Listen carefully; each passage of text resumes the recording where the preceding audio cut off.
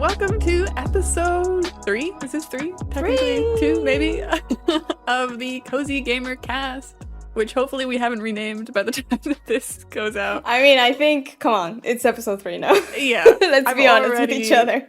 I secured the social, whatever they're called, handles, so we're committed now. There's no way we can't change it now. There's no going back. Anyways, welcome everybody to this third freaking episode. We're very excited to be back. We took a little bit of a break between recording the last episode and this one, mainly because of me. Stress. Stress, life. Mostly because of life, not because of you. Yeah, the life is just being fun. So we took a little bit of a break, but we are back and energized and ready to talk about romance in video games today. Aww.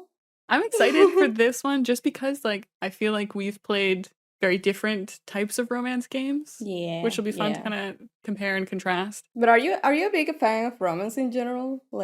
Yeah, I'm books very and movies. It's weird because I feel like I'm a very romance-centered media consumer. Yeah. I watch almost exclusively rom-coms. As I've mentioned so many times on the podcast already, I'm on a big K-drama kick at the moment. Oh yeah, your K-drama is still going after. Everyone is probably sick of me talking about K-dramas, but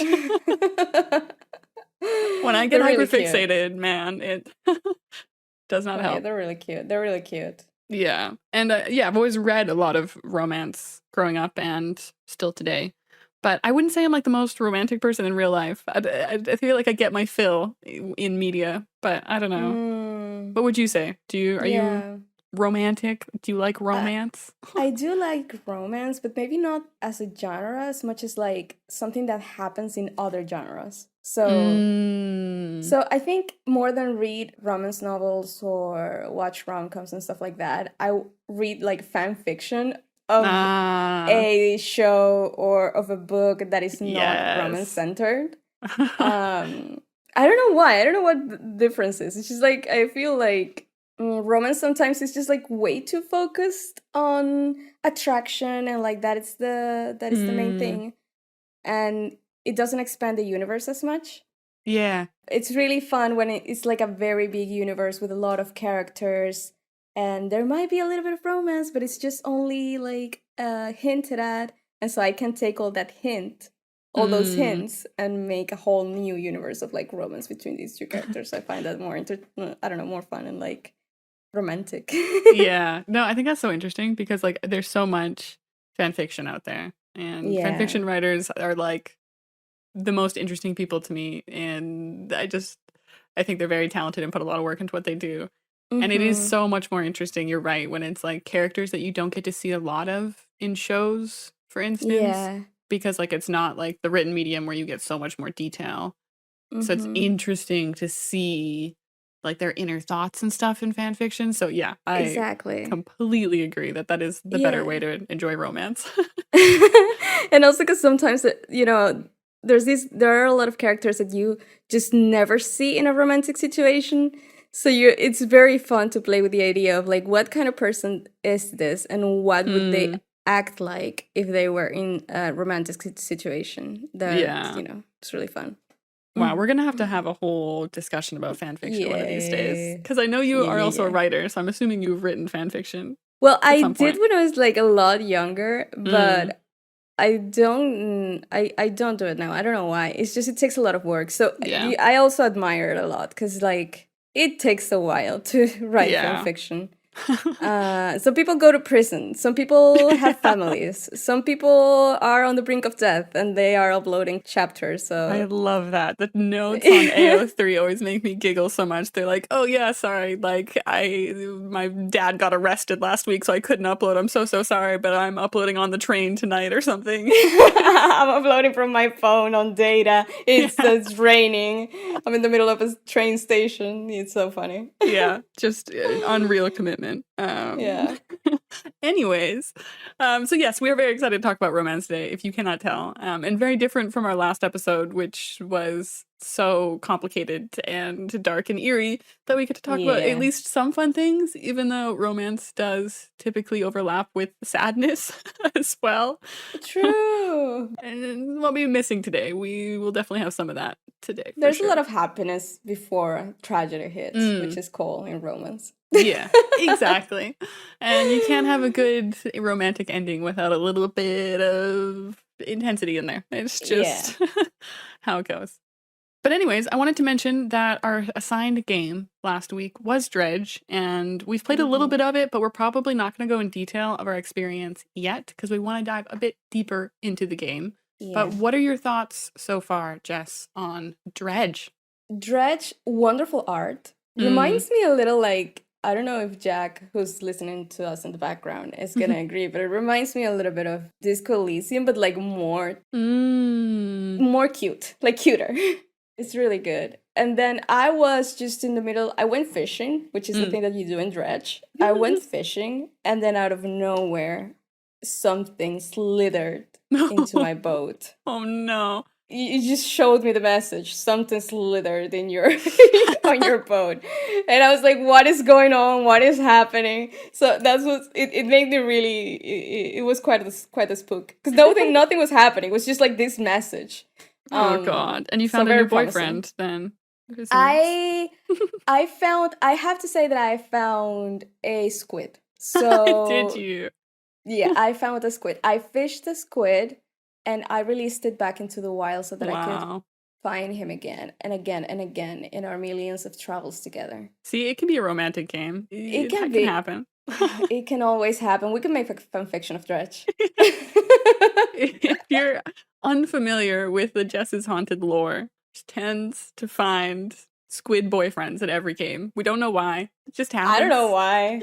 I mean, I find them cute. Maybe they come to me. They find me cute. Yeah, no, it's true. You just attract that kind of boyfriend for whatever reason. Special mention for Subnautica. Very cute fishes. Very cute fish. Very cute fishes in that game. Just saying. An Octodad? An Octodad. Very cute tentacles in that game. Just saying. Just saying. You have to experience it for yourself. Go out and play it. But yeah, I haven't played much of Dredge. I think played like maybe 3 days, but I don't think I encountered any monsters yet, unless I wasn't paying attention. Have you stayed until dark?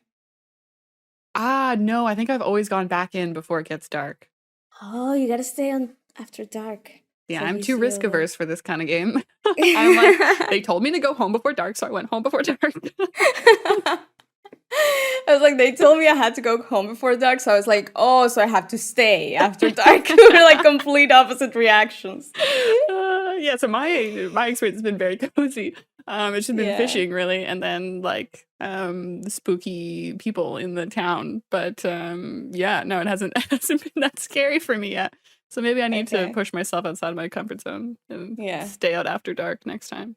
Yeah, we'll talk more about it next week. Yeah.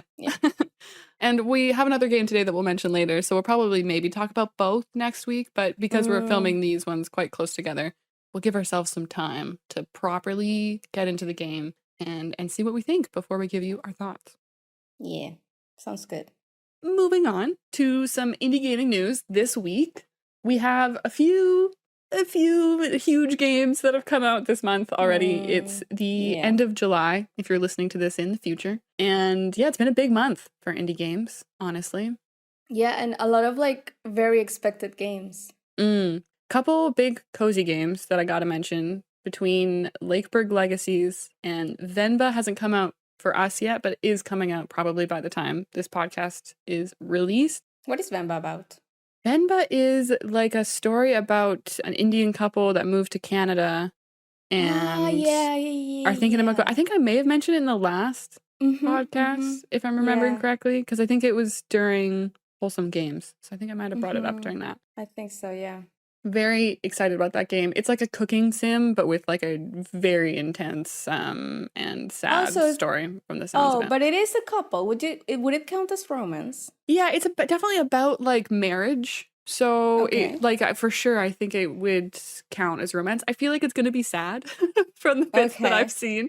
But yeah, I think Yeah. it's going to make us really reflect on like relationships and the kind of things that Nice. you sacrifice in relationships and stuff that have been there for so long. At least in Mm-hmm. the demo, it was a lot about like the wife and how she'd kind of like given up on some dreams and stuff. Oh, very relatable. Yeah, I think it's going to be a big crier, which I'm excited for. And I like cooking sims, and we haven't had a good cooking sim in ages, so should be good. Right. Yeah. Okay, I'm gonna look it up. Other big one, Oxenfree 2, which I haven't actually Oxenfree had a chance to play yet, but I've 2. heard good things. So, Spooky. from the sounds of it, I guess it's a different cast of characters, which I guess makes Oh, sense is it? based on Well, the yeah. first game ending. Mm-hmm. But yeah, very interested. I have not managed to get any spoilers yet, so I should probably get it soon before I do get spoiled. Yeah, me neither. But I'm also very interested since it was one of the first games that I played on stream, actually. Oh, Um, yeah. yeah, and I've been waiting for the second part, like for ever since then. Mm. So I'm excited to see what it's like. I think it's a good follow-up to last episode. That we have such a big indie one coming out this month that kind of fits in that cozy Yeah. horror vibe. Mm-hmm. Exactly. Well, we mentioned Oxenfree in the last episode. Yeah. So you guys should definitely play both of the games if you haven't Mhm. already, and let us know your thoughts. Yeah. The other two big ones that have come out this month that have kind of taken the internet by storm are Dave the Diver and Viewfinder, both of which I have not played yet, but I do own.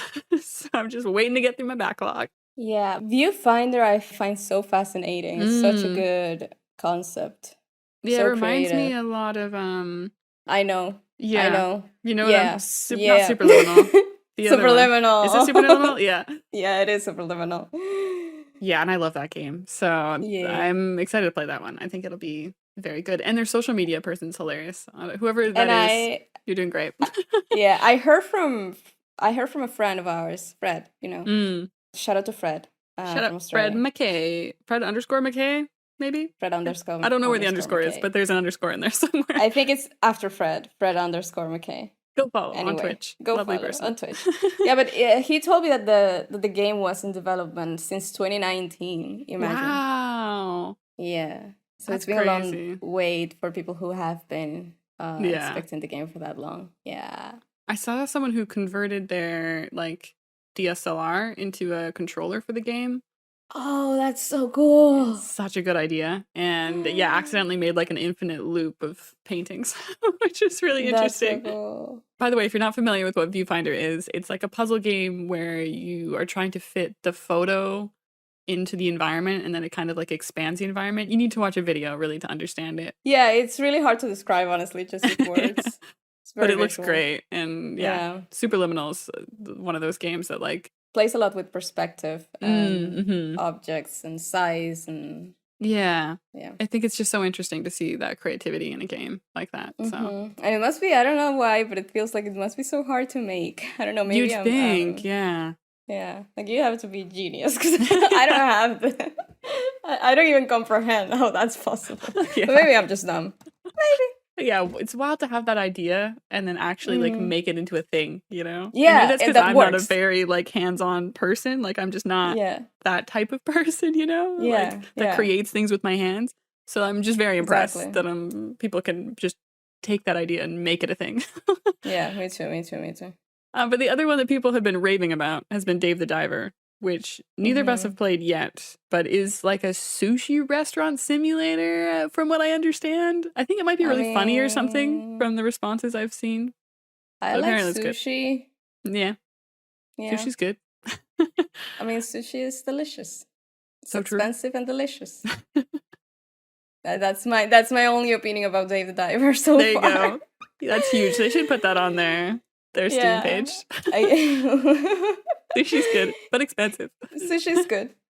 If you don't have money to eat sushi, play Dave the Diver. But yeah, I've heard it's great. So I'd love to hear the community's thoughts on Dave the Diver and whether or not we should play it. And maybe we'll have thoughts on that if we do like a simulator episode or something. Yeah. But yeah, haven't had a chance myself to play it yet. But big month for indie games. We are being well fed.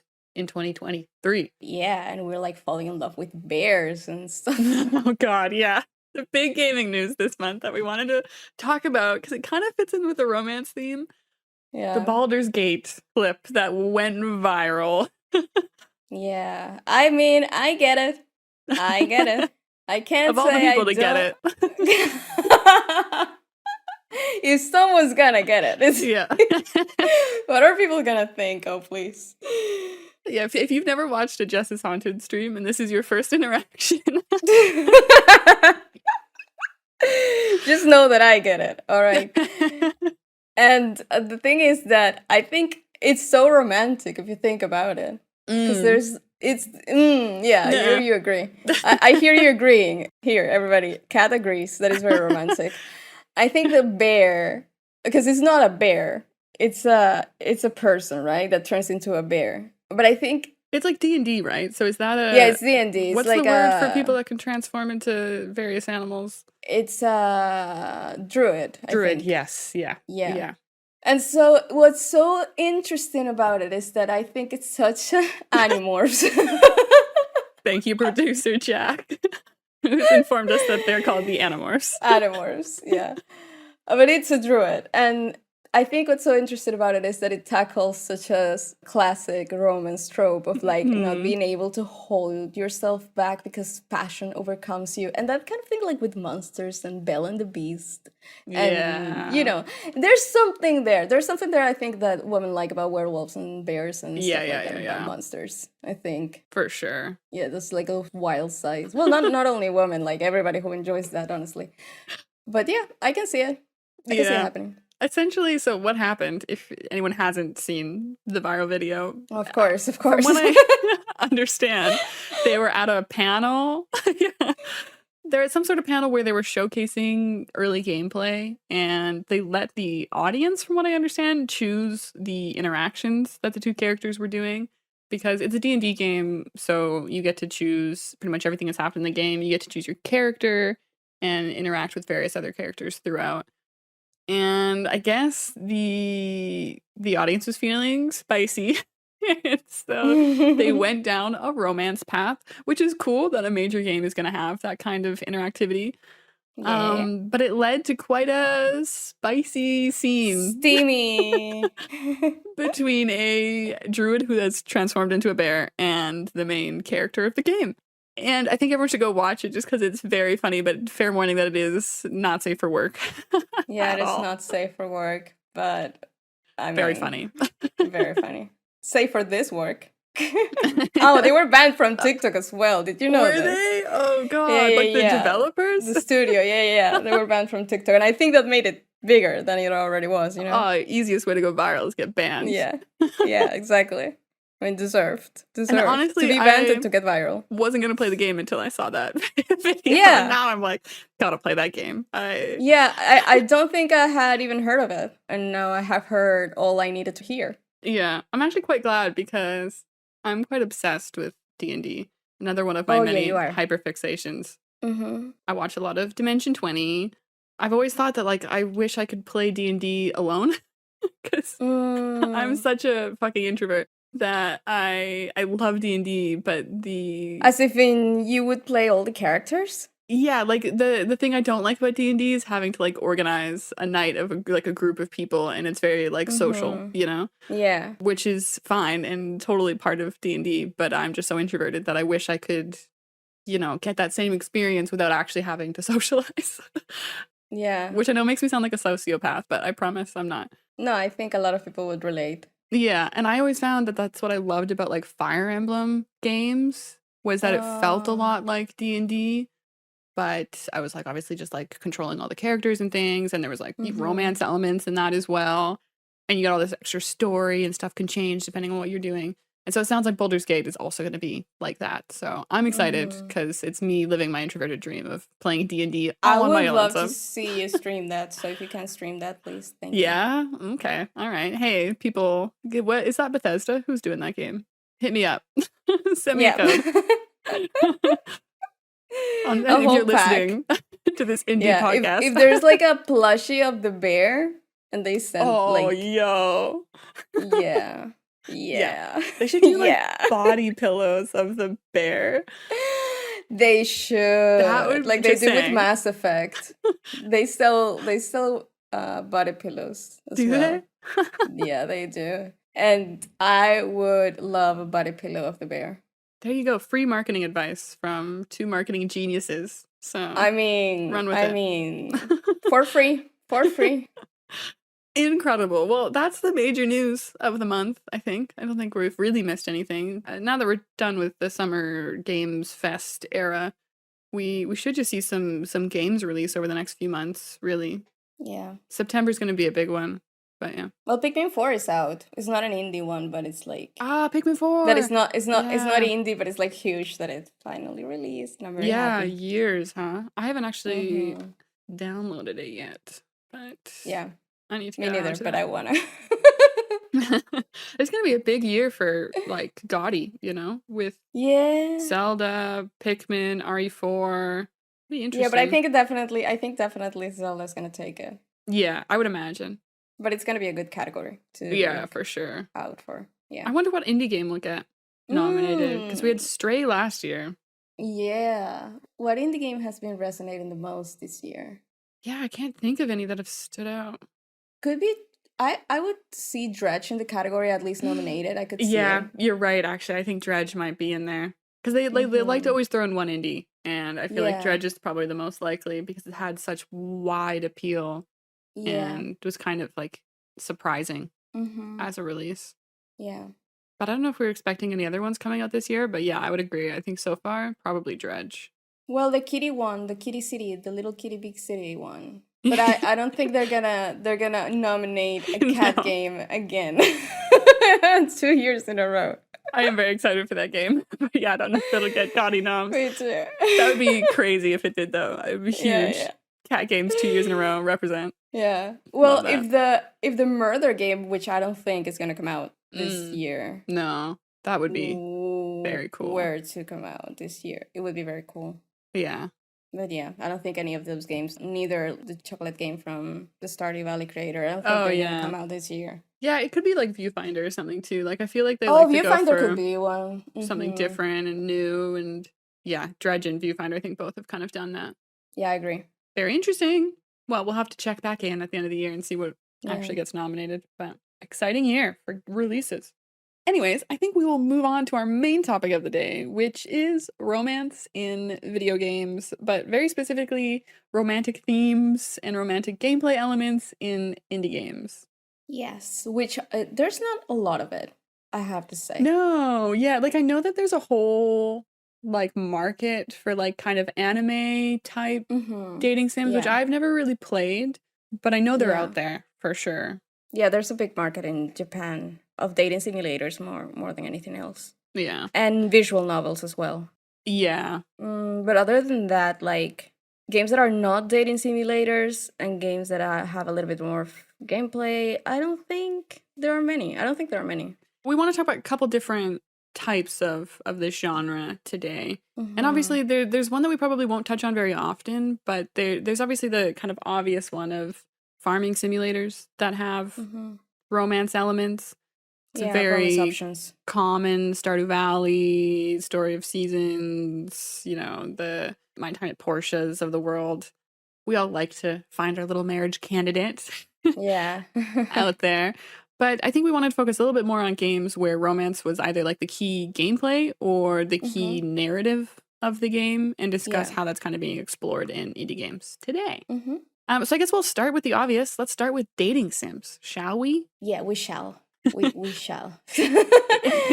Dating sims are so fascinating to me because when they're good, you are so invested in the story that you kind of forget that you're playing a dating simulator. It's so interesting because I have not played that many of them. If you're unfamiliar with what a dating sim is, by the way, it's generally a game in which the main gameplay element is you are trying to date people.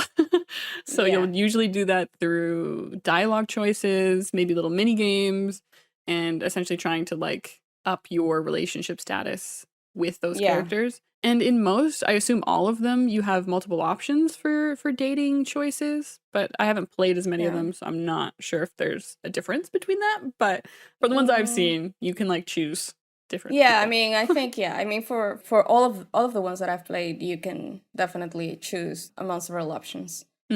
There's also this category of like very serious dating simulators, which is like the ones that mostly come from, I think they're called otome games, are they? Yes, I've heard that phrase before. I think you're right. They're like really, really focused on the dating simulator, like very seriously, and it's very popular in Japan and stuff. And then there's the more silly ones, right?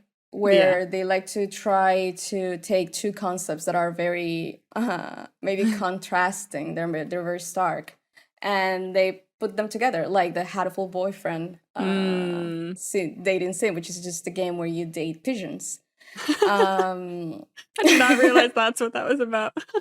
Yeah, it is about that. And when I tell you that it's really fascinating that you sometimes forget that you're even playing a dating simulator, I was thinking of Hatoful Boyfriend because it has such a such sad stories behind. Like, you're not expecting a pigeon to make you cry, but get ready to have a pigeon make you cry. True talent. Make you cry over a pigeon romance. Over a pigeon. Yeah. And you can actually pick if you want to see the human form of these pigeons or if you want to only see the pigeons. I of course chose to only see the pigeons because I don't want to break the suspense. I didn't want to break the suspension of disbelief. I wanted to be dating pigeons. That's what I wanted. Yeah, they're very charming. They're very charming characters. They all have very fun and very profound dialogues for pigeons.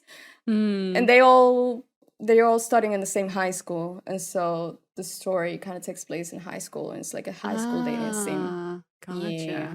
And so you've also played Dream Daddy, which is such an experience. It became so huge when it came out in 2017. I think it was one of those first games where the concept was a little weird. Yeah. And you didn't know if they were going to actually take it seriously or not, if it was just going to be like a joke. But in the case of Dream Daddy, it really surprises you how relatable it can be in places. Like, of course, Dream Daddy is about a dad who moves to a neighborhood with his daughter, and he's single. And he starts meeting all these other daddies that also have children and are also single. And then you can kind of choose which one do you want to date. And sometimes it's not like you can win them over. Sometimes the dates go well and sometimes the dates go bad. You know, you experience both sides of the equation with a lot of them. Yeah. With a lot of the daddies, with most of the daddies. And it's so funny just to call them the daddies because there's just something so funny because every time they come to the screen, they do like this noise of wow or something like that. It's so funny. It has these elements that are really, really comedy. Yeah. Pure comedy. And then it also has these moments of where like you have to listen to your daughter's problems and why she doesn't feel like she's not feeling good at school. There are all these elements of like the difficulties of being a single parent and how you don't have your life well put together and all of that, and it gets very wholesome. Yeah, I like to think of dating sims as probably the closest we have to like rom-coms in the video game genre, and they do it like so well. Like if you think about, obviously, Dream Daddy and Hatoful Boyfriend are great examples of towing the line between like just a pure comedy and actually exploring these like deeper subjects in kind of a light but still emotional and relatable way. Yeah. It makes me think of Love Ghostie, which hasn't come out yet, but they have a demo available on Steam that is so comedy forward, but then you'll get little glimpses of like, oh, something else is going on here, and explore different types of themes and stuff in these romance, which is exactly what rom-coms do so well, you know? Like, you'll be laughing for 90% of the film and then crying for like 5%, and then it all wraps up in like a big dramatic run through the airport type thing, you know? Absolutely. And they work. They do make us laugh and cry at the same time. And it feels, you end up feeling very happy about the entire experience. Like, it feels very wholesome. And one thing that I love, because I've been thinking, as I was playing all these dating simulators, I began thinking, like, what can you implement like, what can you learn from these dating simulators that you could implement in other games that are not dating sims or that are not romance? And I think that what I like so much about them, it's not like I'm a big fan of dating simulators, but when I do play them, what I enjoy so much about them is that second characters, like NPCs, what would be NPCs, have such deep stories. Like, they're very fleshed out. If they're done well, like if the dating simulator is done well, they're not only going to be like a romance option, they're also kind of there to teach you about something, or like to tell you their story and to see things from their point of view. They have goals, they have things that they want to do. Maybe those things clash with the things that you want to do. So it feels like a lot of the time, games in general kind of neglect second characters or NPCs because, you know, they are almost only there to give you information about how to progress in the game. Yeah. Or they're just there to be a side quest that is just there to give you what you need and then be done with it.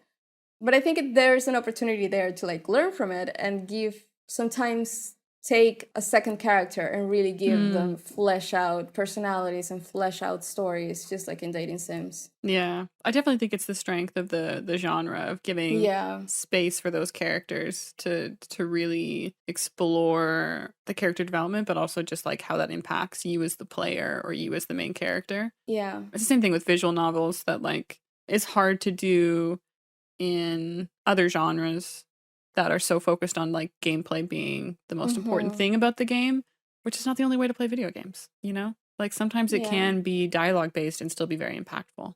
Yeah, absolutely. Absolutely. Like sometimes it can be maybe little to no gameplay and it will still be an experience that will stay with you. Even, you know, there are a lot of ways to tell these stories in games. And definitely I think dating sims give you the chance to really connect with characters in a way that you wouldn't be able to in other games.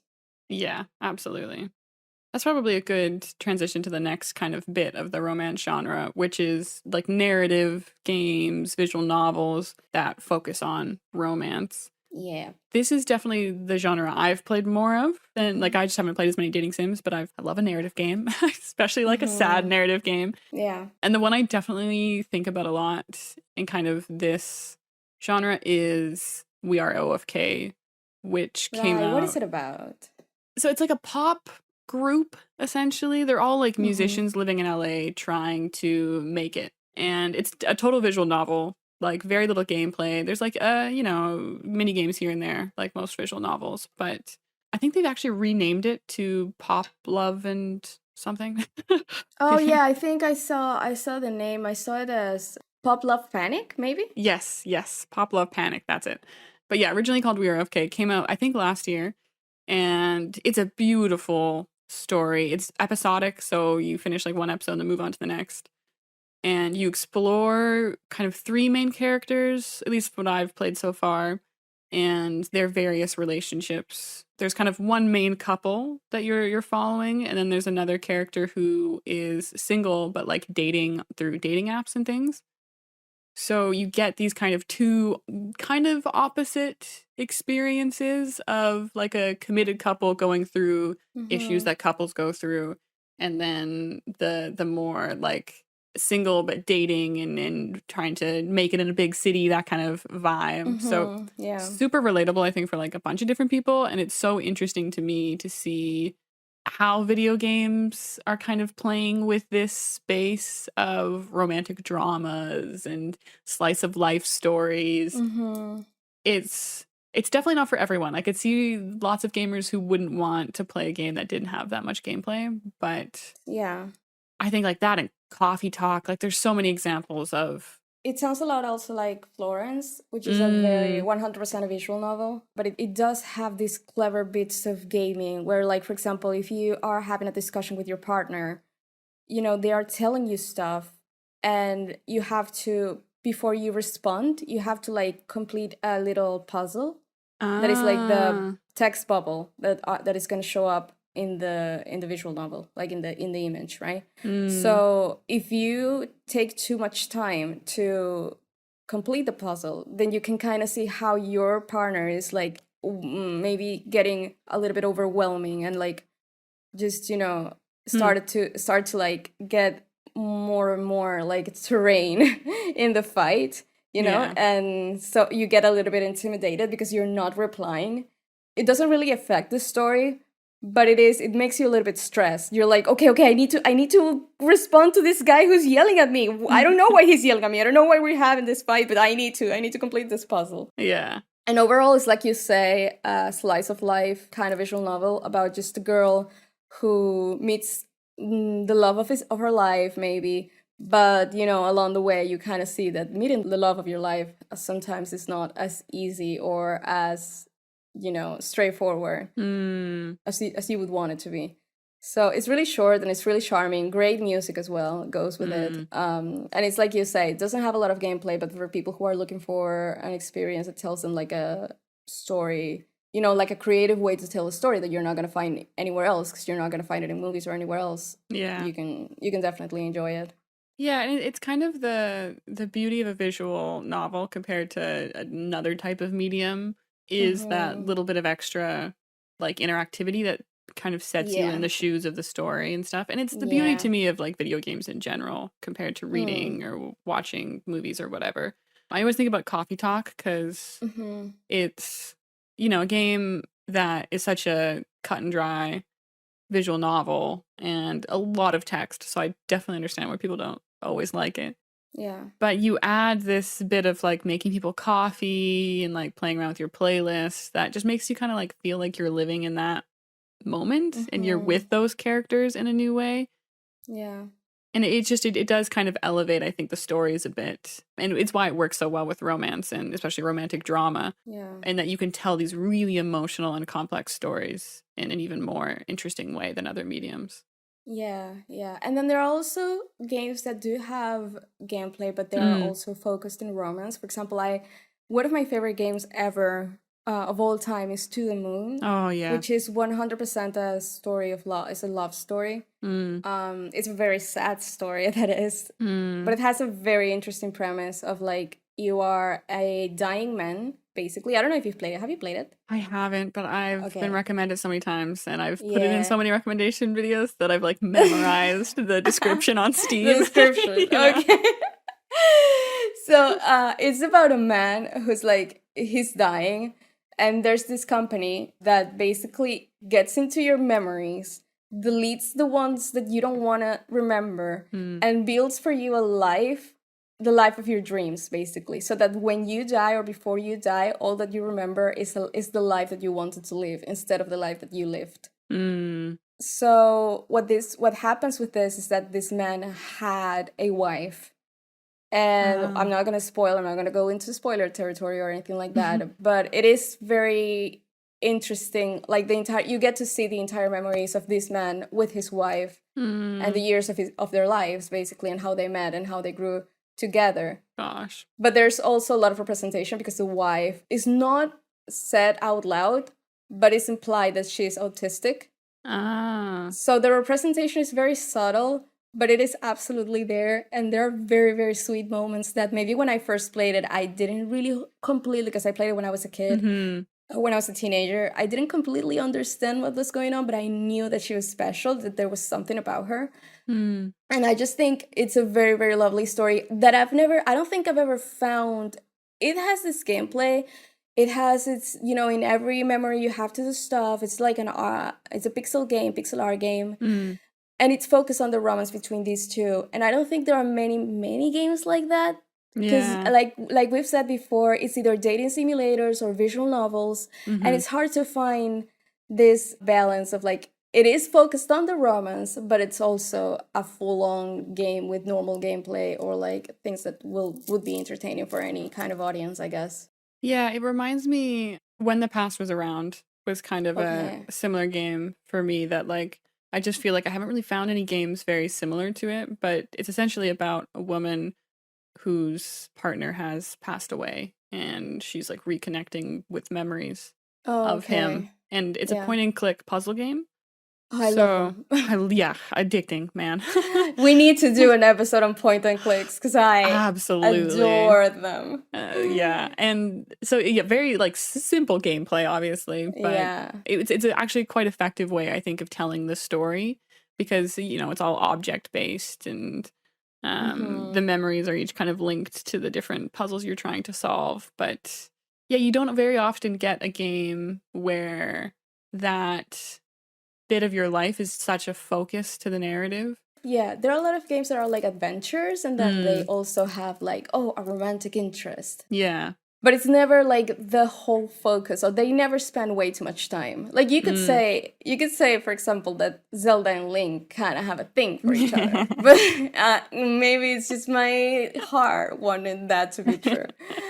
But you could say that like in mainstream games or like AAA games, yeah, that they have a thing for each other, but they never dedicate almost any time. Maybe The Witcher dedicates a lot more time to like romance and stuff.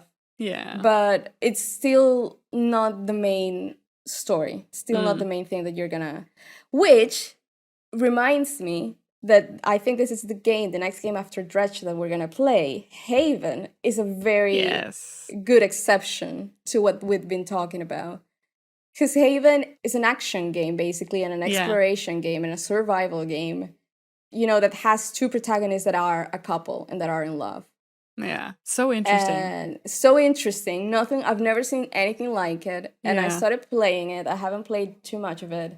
But it's really cool to see how organic the dialogue feels between her and him. You can also pick if you want the couple to be maybe a gay couple or maybe a lesbian couple.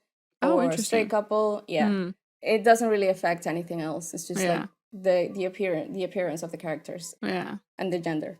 It's really cool to see how organic it is, to the point of where you're like, oh, he's being annoying or she's being annoying, like in the sense of like, oh, I've been here in a relationship, I've been this kind of person, or she's being stubborn, or he's being way too unserious, and it's like, and as they talk, because there are a lot of conversations, even as they battle. Against monsters and stuff, there's a lot of conversation in between, and you're like, oh yeah, these are in love. This is a couple. It feels really organic. Yeah, I think this actually really naturally bleeds into the next kind of area we want to talk about, which is like unexpected games with romance, because this isn't an indie game, but Haven definitely reminds me of It Takes Two and the ability for video games to explore like your own personal experience with romance and relationships through the setting of the video game. Like the idea that Haven has co-op, or you can play solo, which It Takes Two is obviously also a co-op game in which you play a couple, is so fascinating to let you as players, whether you're in a relationship or you have been in the past or you're currently single or whatever, you can kind of live through these characters and find something out about yourself. It's just fascinating and very, very cool and very, very video game, Yeah, and I can see like people playing Haven or like It Takes Two co-op and being like, oh, you do this when we are like fighting or when we are discussing what we're gonna eat. You are this person. Like I can see that happening because they do feel really like a couple. At least in Haven, I haven't played It Takes Two. Yeah, It Takes Two is like definitely like a relationship killer in some ways because it's puzzle based, and like if you're not good at communicating you will feel that, but it's also like that's the story too, like the two main characters are fighting, and so it's a very good use of and I'm assuming Haven's quite like this too. It's like they're showing you that the communication and then collaborating is kind of also the story and also the lesson you're meant to learn. It is the gameplay. Communicating and cooperating is the gameplay, which happens to also be the key to a healthy relationship. Imagine. I don't know, consider. It does remind me, an honorable mention of a video game that I have recommended many times, but I haven't played in ages. Solo Islands of the Heart is a very random puzzle game that I found one day that has this really interesting element of it's wanting you to reflect on your relationship and your experience with love through the video game. So at the very beginning, they ask you if you're currently in a relationship or if you're single, because it will affect the thought-provoking that they try and do throughout. I put in that I was a couple, and so there's like a kind of ghost side character that's my main character's partner that I talk to throughout, and like makes me think about like different bits of love, and they'll ask you questions of like, how do you think of this thing in your relationship, and that will kind of shift. Okay. It's very bizarre to explain. Okay. But in essence, it is a puzzle game. You're like, essentially every level is you're making different ramps and stuff to get your character around, but with this extra element of making you reflect, of asking questions, being reflective about love, which is just so interesting that a video game with a moral and like a lesson to be learned is so interesting to me. I don't know why. I guess because we were taught that video games were like a second grade media growing up, but it just feels so unique, and it's exciting to see games play with that idea. Yeah, and that even after so long, it was ages ago that you played it, and it still kind of stays with you to the point of like you're recommending it to people. Yeah, and it's an interesting one because I don't think I liked the gameplay as much as I expected. But that message has sat with me. Like, yeah. And that kind of interesting look at relationships and using video games as a reflecting tool was very interesting. Same with Unpacking. That is a little bit like, it's a puzzle. Well, is it a puzzle game? Yeah, I would classify it a puzzle game. Yeah, for sure. Puzzle game. And then suddenly you start uncovering the story as you're playing, that this is actually a love story between two people who, we're not going to spoil, but it is a story about two people who are in love. Yeah, it's definitely a reflection, I think, on relationships in general throughout. You'll start to uncover things about not only the main character, but the relationships that they're in through unpacking their stuff. And it is such a... I kind of wish they had got nominated for Ghostie, just because it's so unique to be able to tell a story like that. Yeah, there's just items, you know? No dialogue, no nothing. Like, it's 100% atmospheric storytelling. Like, it's the only way you get to know what's going on is by looking around you. Yeah. And like every object has a story. Maybe this looks a little bit more worn out for a reason, or maybe this goes in a box for a reason. Yeah. And so you kind of start putting it all together. Yeah. Like pieces in a puzzle. Exactly. Even. And I just think that that's it's such an interesting thing that only video games can do, you know? Like you wouldn't be able to tell that kind of story and really surprise the audience in the same way in any other medium. Because you are so involved in it, and then it suddenly hits you. Yeah. And then you want to throw the freaking diploma through a window. Yeah. But what you're doing is what you're doing. Yeah. Yeah. And then another game that for me was absolutely an unexpected game with a lot of romance was Hades. Hades I was expecting a roguelike adventure, action, very action heavy game, which it is. But then in the middle of it, it has the most charming second characters ever. And it's what I was telling you about, like, what can you learn from dating sims and apply to games in other genres? I think Hades does exactly that. It gives second characters a lot of background, a lot of, they're also based a lot in real life mythology, real life Greek mythology. But you know that these characters have lived lives that are that go way back before the start of the game, and you kind of start revealing those details along the story, and then you kind of start falling in love, and then it's like, okay, something is going on. Like maybe they're flirting in a moment, or maybe you can choose what you tell them. But it's like you have the option to be flirty suddenly, and it's like, oh, okay, in this very action-based game where I'm like supposed to kill monsters and kill my father, it's just like, well, you can also fall in love. You can also reconnect with people, with friends that you haven't seen in a long while, because you've been living for such a long time in the underworld. You're like gods. You have been living for hundreds and hundreds of years. But maybe there's a character that you haven't seen in a while, and then there's Achilles, who's like this Greek warrior who died in the Trojan War, and then you get to see him in the underworld, and then you get to reveal more of his stories. So it's like all these second characters have all of them have very organic dialogues, have very unique conversations, and then suddenly there's the romance is so good. That is just, I wish more games did a little bit more of that, like gave second characters way more in interaction or participation, I don't know, in games. Yeah, it kind of reminds me of the like older Fire Emblem games had a lot of that. Like all the side characters had romance plots with each other that you could explore, and you could do all these different combinations. But now in these later games, it's really just the main character that can do that. And it's kind of feels like, a step back of this, what is kind of the gem of these types of games, where you get this opportunity, like we've said, of exploring side characters in a new way and with much more depth. But I hope that at least in the indie game space, we'll continue to see people push the envelope there while the major studios step away from it a bit. But yeah, well, there's this murder mystery that's going out, like the one that we talked about. That's like Stardew Valley, Grave Seasons, I think it's called. Yes. So you can romance people, and you might possibly romance the murderer, which I find very intriguing. I'm not gonna say it.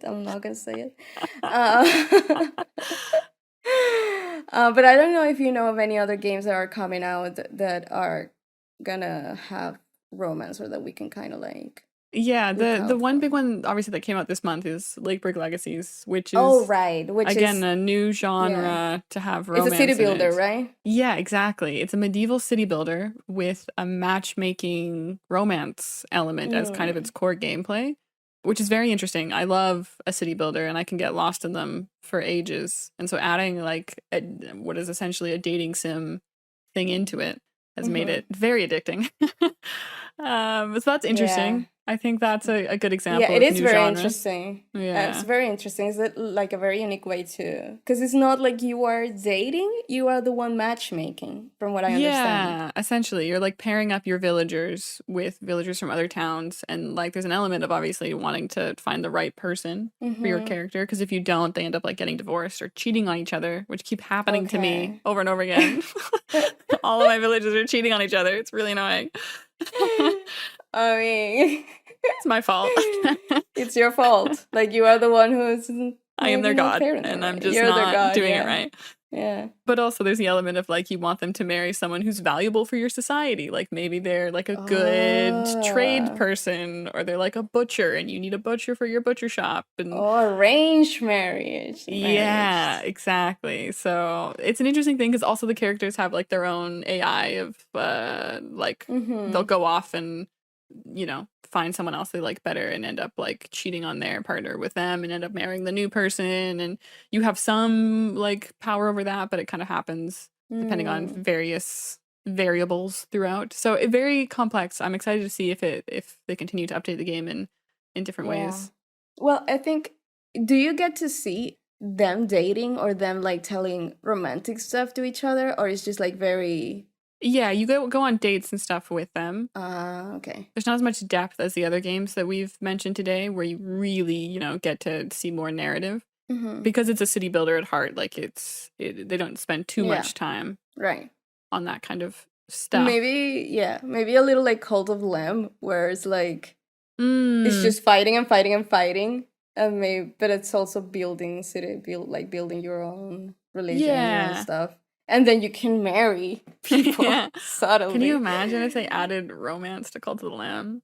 Like real romance. That would be so cute. Please. Oh, and the other thing, speaking of like Cult of the Lamb, another thing that I would love to see in games a bit more is other types of relationship that are not so like monogamous, maybe. Like, for example, in Hades, well, I said, speaking of Cult of the Lamb, let's have more monsters get married. No, that's not what I meant. But consider, maybe. Just think about it for a second. Speaking of alien isolation. Shoehorns in alien isolation. Oh my god, that was so forced. But no, what I was gonna say is that in Hades, you don't have to choose who you romance. You can romance them all, and they're okay with you having relationships with other people. Interesting. Yeah, and you can keep flirting, and then they can have like they can have like a polyamorous relationship among Stardew themselves. Valley and like Sims need to add that because it is annoying. Yeah. When you're just like, I want to live my best flirty self, and then everyone starts getting mad at you.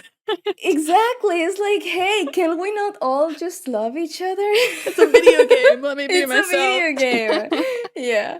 So devs, I would love to see more of that if anybody's listening. Yeah, and it would be very interesting, and maybe there's games out there, and if there are, like, tweet at us or whatever and give us your recs of that explore like asexual relationships. So a romantic, Yeah, that would be super interesting. Yeah. But yeah, poly relationships. And obviously, indie spaces are so much better at this with queer representation. Absolutely. So it'd be amazing to see dating sims. I think Validate is probably the most recent example that had like a very diverse take on dating sims. So I'd love to see more of that. Why? I think it's because it's a full person of color dev team. Oh, okay. From what I understand. I've read some of that. Yeah. I haven't had a chance to play it myself, but I've heard really good things. And what I understand from why it's so popular is that people have said it's like the stories are so relatable because they're so diverse and they're written by a group of diverse creators, which makes a huge difference. And it's definitely the benefit of indie spaces for sure. Yeah, definitely. But yeah, I think overall it's very interesting to chat about this because I feel like romantic games don't always feel like they have much depth. You know, like they're just like a fun thing, you know, but they do, in fact, have a lot of depth. It happens too with movies and books. Like people do not take them as seriously because it's like, oh, just like romantic things. But what is it more deep than love? If you think about it, like I don't want to be. What is deeper than love? I don't want to be like very cheesy or anything like that. But it's so complex. Yeah, it's so, and maybe this is just feminism and misogyny and you know things that are made primarily for women are viewed as less important definitely. and valued. I think there's a part of that. Yeah, but I do think you're totally right that it's because it is like the most basic human emotion, you know, and like is our evolutionarily probably our most guiding thing in life is to seek a partner and etc. Yeah. So it's very interesting. Like every story is a love story in a way or another. Like maybe it's not only like romantic love, but it's family love. It's like all these types of love, friendship love. I would love to see maybe a story that is kind of not like romantic, but it's about a friendship and how to navigate that. And maybe you can co-op and play with a friend. Actually, you know what? It reminds me Space for the Unbound and oh gosh, what's it called? Gardens Between. Are both two very good story, borderline, like childhood love, like bestie stories that I think work quite well. And yeah, I'd love to see more of that, of like childhood. Yeah, so many stories of love. Yeah, so many stories of love that you can tell. It's just a story about relationships and about how we relate to one another and how we love and how we like to be loved and human needs and human contradictions and life. Like there's so much potential there that I think it would be a disservice to call it anything but like deep and valid and just not to think of it as shallow. It's the same thing that I think like really draws me towards rom-coms and romance books. Is that sure, it does make me feel light and fluffy and hopeful or whatever, but it also like I cry a lot reading a romance book, and it makes you think differently about your own experiences in a very unique way. And I think it's a good like setting and base to explore very human experiences. Yeah, definitely. And I'm glad that we have video games exploring this now too. It's kind of cool. I'm really excited to see what they're gonna be released in the next few years. And maybe The Sims 5 will be polyamorous. Imagine. It's going to be multiplayer, so this is a great time to add polyamory to the game. Just saying. It is. Definitely. Like just a group of friends, can you imagine? Or a group of a polyamorous relationship, like a port. They all have characters in The Sims and they just do the same things that they do in live, they do in The Sims. Oh, God. with that thought, I think that's a good place to wrap up our little romance discussion. But this was great to explore some of the different themes and I think emotional impacts of romance games in the indie space. Like we mentioned, we would like to suggest for assigned gaming this week for everyone to play Haven. Jack and I are going to be playing it co-op just to see what that's like. And I am going to be playing it by myself because I'm single as fuck. She's single, ladies. Come on. I am single this week. Well, it isn't this week. It's like we're gonna be playing it over the course of the weeks. Assigned gaming for this episode. You will hear me have to correct myself saying this week every time. Because it sounds better. It sounds like a podcast. Like a podcast. Definitely not posting weekly. There's no way. Yeah. But it is our third episode. How are you feeling about it? Yeah, holy heck. 3 episodes, huh? I'm excited. I can't wait for people to actually hear these. It feels weird that we're recording this and like no one knows that it's even happening. Yeah, it's like we're just having this conversation ourselves. We're just like living in our own little bubble, but I promise these will come out one day. And hello from the past. Hope future selves are good. And that the world, maybe Twitter is not going to be Twitter anymore. It's going to be x.com. Yeah. Wild. Well, last week, well, not last week, last time we recorded an episode, we were talking about threads on Instagram. Whatever happened to threads? Is it still alive? Like, do people still use it? Hanging on by a thread. Oh my god. It's literally hanging on by a thread. I don't tell puns very often, but there you go. There's one for... But yes, it's died pretty, not like completely. Like I definitely still enjoy that space, and it kind of feels like an alt Twitter sometimes, where I can kind of say whatever I want, which is nice. Okay. Even though I have more followers there than I do on Twitter, so I don't know why I feel that way. But it feels very casual. It's just like a lot less hype than it was like first few days, for sure. Yeah. But I honestly think Elon Musk is trying his darndest to get everyone to ditch Twitter. Like the fact that he's getting rid of a brand that's been around for this long is insane. But I don't want to be on X, if I'm being honest. Like I don't like the sound of it. No, it sounds like an alt-right like Reddit group. I don't know. It just feels weird.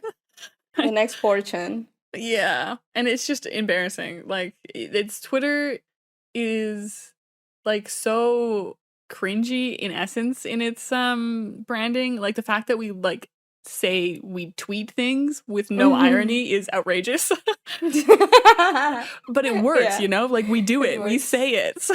Yeah. You got us. Like there's a social media that got us saying we tweet stuff unironically, and now you want to change the power of that. It's bizarre. You want to diminish the power of that phrase? Like no. It's crazy to me. I wonder if he's like such a hard boss to work with that you just agree with whatever he says, or if he's just surrounded himself with idiots. Maybe a little bit of both. I mean, I think at the end of the day he might hear opinions, but at the end it's like, I'm just gonna do whatever I want. Maybe he's that kind of boss. White men, the audacity. I mean, it's what you get for making white men white men. Actually reminds, so to cap off the podcast, we'll talk a little bit about things that have just been happening in our lives. Yeah. But I saw Barbie. Oh, you saw Barbie. I want to see Barbie. It's very good. So good. You should definitely see it because the white men are angry. Yeah, I saw that and I was like, let's go. What a green flag. What a green flag. If you get all the angry anti-woke white men angry, I'm definitely gonna go see that film.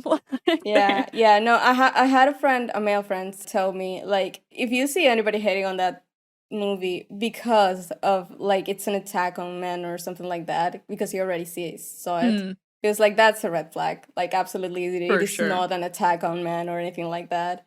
Yeah, it's so interesting because like it's definitely like a media literacy problem that people do not know how to read. Yeah, they just like really weren't paying attention, and just taking things at very face value.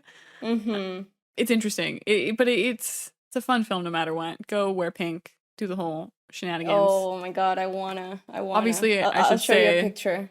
That we all very much support the strikes happening right now and Barbie was phenomenal. Greta Gerwig, you will always be famous. But Warner Bros. Pay your fucking actors and writers. God damn, how hard is it? It would be nice to pay writers. If you think about it, there's no show, there's no movie, there's absolutely nothing if there are no writers. We literally could not have this conversation about the cultural impact of a Barbie movie without the writers and the actors who made it happen. So absolutely. Holy moly, America is interesting. But big week for the anti-woke crowd. They were fed and angry about everything. So. Yeah, they're making their videos, they're making their TikToks. I'm sure. Yeah, now they can monetize on Twitter, so it's a hellscape on there. So awesome. Great. Lovely. So don't go back. If you're watching this in the future and it's x.com and they're all blue checks, just don't go back. You don't need to. We just stay on Threads. Stay on Threads. Well, it's still not out in Europe, I think. Or is it? Yeah, I don't know how that, because I have it. Yeah, but because you're UK, and UK is not Europe. I mean, it's not European Union. No, yeah. So the legislation is different. So I think what they have to do with the European Union is they have to like do a bunch of permissions and stuff like that, and permits. I don't know, privacy laws and things like that. Wow, so you're saying I totally lied to you last week when I said that you could find a workaround? Yeah, you totally lied to me because I went ahead and tried to do what you did. And it was like, no, you are entering the App Store in the UK. Which is where you can download it, and you're not from the UK. Finally, we are seeing the benefits of Brexit. Thank you, Producer Jack. So true. Never forgetting about Brexit and its many ramifications. Yeah, even today. Insane. Especially today. Any other life things happening that you wanted to share with the pod? Oh, I started a scrapbook journal. Ooh, cute. Really cute, because I was always the kind of person who thought that she was too messy to even do anything remotely artistic or anything like that on a piece of paper. And then I started roller skating as well. I'm like all about the hobbies. No, girl, I am like your unemployed friend at 3 p.m. is me sending you a picture of me rollerblading, roller skating, and on the beach in Barcelona. Just finished my bullet journal. I just finished my bullet journal. Yeah. Like my list of to-do stuff. I don't have anything to do. I'm unemployed. That's incredible. Yeah, you're truly Barbie. Look at you go. Yeah, I am Barbie. And my skates are pink and all that. They're like this gold pink and they shine. They're like, iridescent. Is that how you say it? Iridescent? Iridescent, yeah. You make me question my own pronunciation of stuff. I'm like, wait, I'm having an existential crisis. Or how to speak my fluent language. That's what I'm here for, to give you existential crisis. But that sounds lovely. You sound like you're having a hot girl summer, and I love that for you. Emphasis on the hot more than on the girl and on the summer. Emphasis on the hot. I am a creature of slime and sweat. But yeah, hopefully we survive the summer so that we can make a 4th episode. Yes, true. Thankfully, I live in miserable, dreary UK, so we only had like one disgustingly hot week, and now we're back to my god, overcast. Less. Yeah. But not looking forward to, I'm sure, what is going to be another like heat wave at the end of August or something. Yeah, probably. So I'm escaping to Canada. All right, if you don't hear from me, I'm going home. Please take me with you. Take me with you. Not that it's any better there. Climate change, man. I mean, it is climate change. Like, it's starting to feel like I'm starting to feel a difference year from year, you know? Like, every year I feel, before it was like, oh, well, if I think about 5 years ago, yeah, maybe it's hotter now. Now it's like, no, definitely this year is hotter than the last one.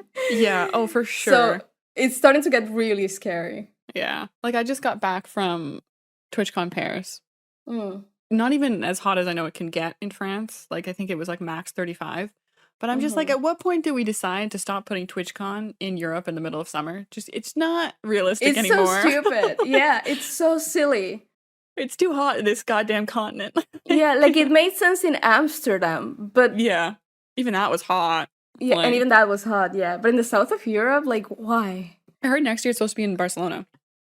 So that'll be interesting. You're kidding. I'm gonna melt. But I'm gonna be happy, but yeah, you're gonna melt.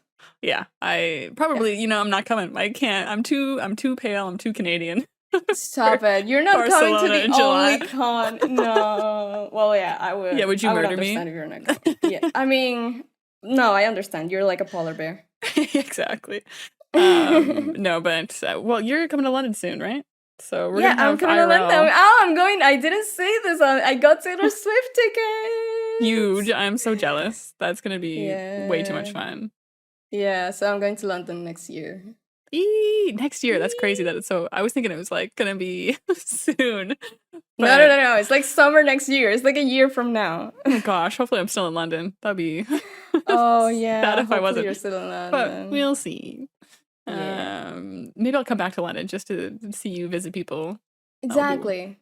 If I don't escape to Canada because of the heat. This is the... Yeah. Well, I think that brings us to the end of today's episode. To the end. Yep, an hour and 15? Yep. That's not so bad. That's pretty good. No, it's not so bad. It's funny that we haven't said bye and we're already like, oh, look, it was 1 hour and 16. But thank you so much, Jess, for chatting today about romance games. Thank you. This was very fun. I got a lot of recommendations from your part that I'm definitely going to check out. I really think I need to get into dating sims too. Like I love watching you play them on stream, and I feel like I've played them because I've watched you play them, but I think I do honestly need to play them myself too. Yeah. I also need to finish Boyfriend Dungeon. Because I keep hearing people like, oh yeah, it's a good dating simulator. But when I started playing it, I didn't like it that much. So I don't know. I need to give it another chance. Yeah, I feel like there's a lot of these games that if they don't hook you right away, it can be tough to get back into them. Absolutely, and like the one thing that I think makes a good dating simulator has to be good dialogue, like funny, light, and good dialogue that feels true and organic and all that. And if it feels a little bit cringy, if it feels a little bit forced, if it feels like a little bit artificial, then it's like, I don't like any of these options. I don't want to date any of you. You're all a bunch of AI, you're a bunch of NPCs. I'm out of here. So I think it's a really good balance between like having good dialogue and also having good options and characters that have good stories and backgrounds. It's not as easy to make a good dating simulator as it might seem. Yeah. But yeah, I think by the next time we record one of these, I think the podcast will be out. So that will be exciting. Yeah! Oh, we're excited to hear your thoughts. So let us know. I'm gonna be nervous.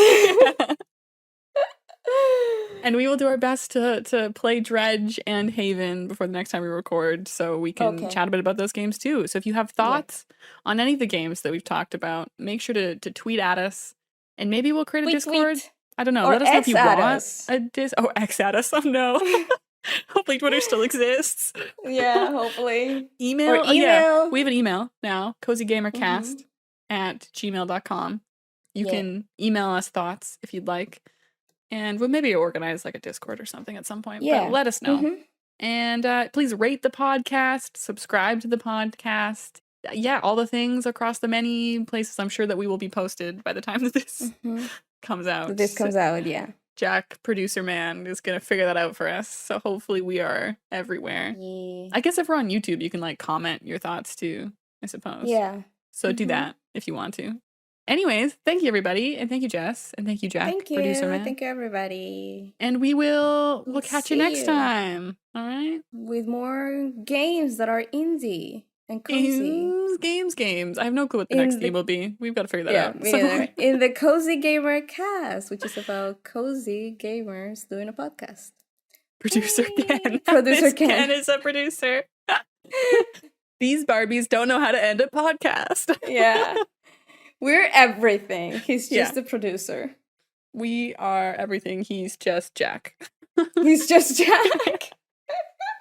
Also, I need to... No, I won't spoil something from Barbie. But once you guys have watched Barbie, there's a sweater I want to get for Jack.